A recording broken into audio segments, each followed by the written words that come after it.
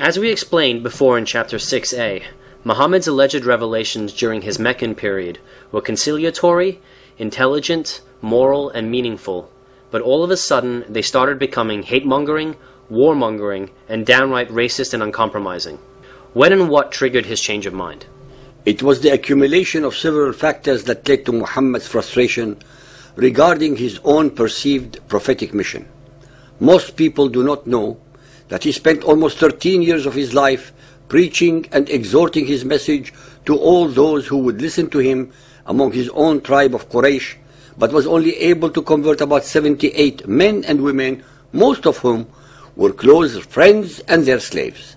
13 years that ended with the most abysmal of results. The Meccan pagans, his own tribe, refused to follow him for good reasons, I may add, since it was he who was the first in attacking, insulting, and denigrating all their beliefs that they had been holding for centuries. It was he who was telling them that all their ancestors are burning in hell. It was he who asserted that their children, because they were born in unbelief, were suffering the torments of hell.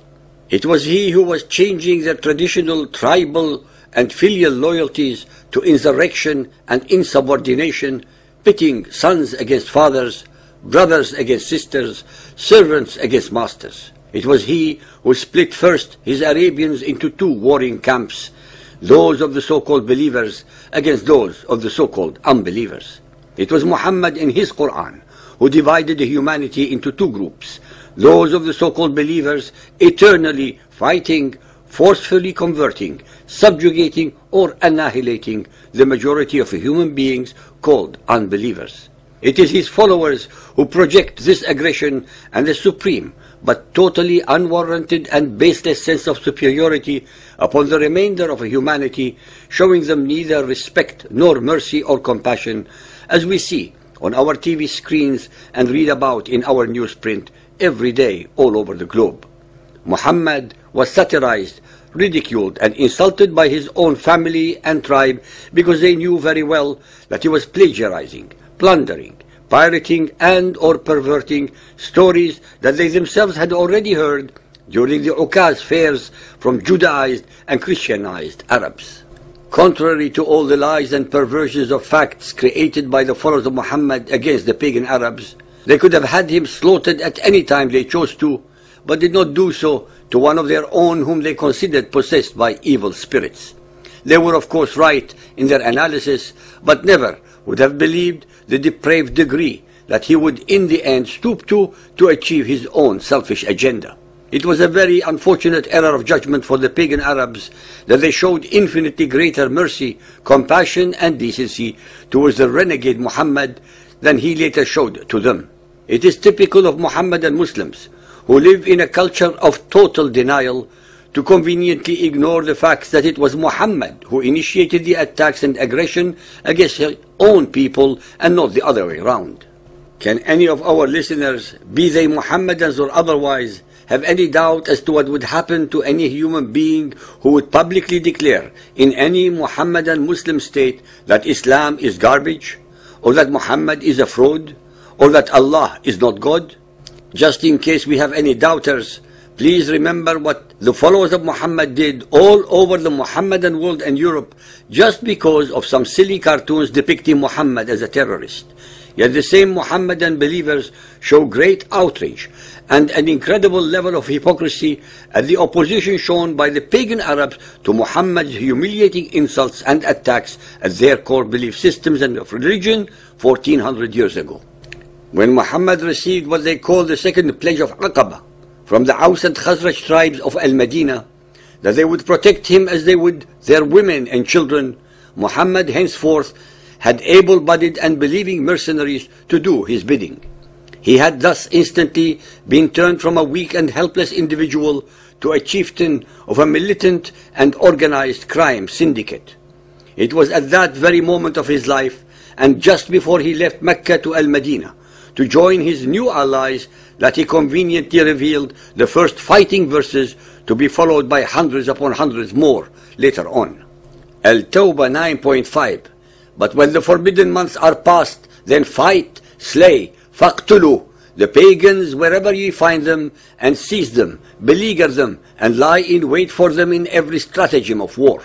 So much for Muhammad's version of peaceful Islam. Al-Baqarah 2.190. Fight, qatilu in the cause of Allah those who fight you, yuqatilunakum, and fight them, waqatiluhum, on until there is no more tumult or oppression. Fighting, al-qital, is prescribed for you, although you dislike it. Al-Anfal 8.39. And fight with them, waqatiluhum, until there is no more persecution, and religion should be only for Allah. Al-Saf 61.4. Surely Allah loves those who fight, yuqatiluna, in His way. This word qatl and its derivatives are repeated in the Quran and Hadith at least 35,213 times. Sahih al-Bukhari 4.256, narrated by As-Sab bin Jassama. The Prophet was asked whether it was permissible to attack the pagan warriors at night with the probability of exposing their women and children to danger. The Prophet replied, they, i.e. the women and children, are from them, i.e. pagans. In this command, Muhammad establishes that it is permissible to kill non-combatants in the process of killing a perceived enemy. This provides justification for the many Islamic terror bombings. Sahih al-Bukhari 4.220, narrated by Abu Huraira. Allah's Apostle said, I have been made victorious with terror. Sunan Abu Dawud Hadith 2635, narrated by Anas bin Malik. The Prophet said, I am commanded to fight with men till they testify that there is no God but Allah, and that Muhammad is His servant and His apostle. Face our Qibla, the direction of prayer, eat what we slaughter, and pray like us.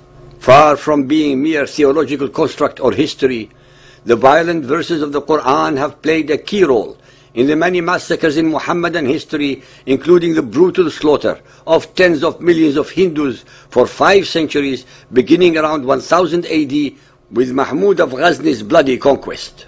Buddhism was very nearly wiped off the Indian subcontinent. Judaism made the same fate in the Middle East as did Christianity, there as well as across North Africa and parts of Europe, including Turkey. Zoroastrianism, the ancient religion of a proud Persian people, is despised by Mohammedans and barely survives in modern Iran. So ingrained is violence in the cult of Mohammedan Islam, it has never really stopped being at war either with other religions or with itself. As a piratical leader, he inspired his followers to do battle even when they did not feel it was right to fight, threatening them with hell if they did not, promising them slaves and booty if they did. Muhammad and his men invariably raped traumatized women captured in battle just after having had their menfolk slaughtered in front of their eyes. Muhammadan apologists often claim that Muhammadan Islam only attacked in self-defense. This is not only an oxymoron, but it is flatly contradicted by the accounts of their wars of aggression as recorded by their historians and others going back to the time of Muhammad. The most obscenely untrue statement that can be said about Muhammadan Islam is that it is a religion of peace. If every standard by which the West is judged and condemned, slavery, imperialism, intolerance, women's rights, warfare, were applied equally to it, the verdict would be absolutely devastating. Muhammadan Islam never gives up what it conquers, be it religion, culture, language, or life. Muhammadan Islam never makes apologies or any real effort at moral progress regarding its misdeeds. It is the least open to dialogue and the most self-absorbed. It is convinced of its own perfection, yet never open to critical examination. This is what makes the verses of violence so dangerous. They are given the weight of divine command. Jihad is central to the cult of Muhammad. It is the unannounced 6th pillar of Muhammadan Islam. Speaking of peace and love may win over the ignorant, but when every 12th verse of the Quran either speaks of Allah's hatred for non-Muslims or calls for their death, forced conversion or subjugation, it's little wonder that sympathy for terrorism runs as deeply as it does in the broader community, even if most Muhammadans on the personal level prefer not to interpret their belief system in this way. For their part, Western liberals would do well not to sacrifice judgment and distinction on the altar of political correctness, or look for reasons to bring other religions down to the level of Muhammadan Islam merely to avoid the existential truth that it is both different and dangerous.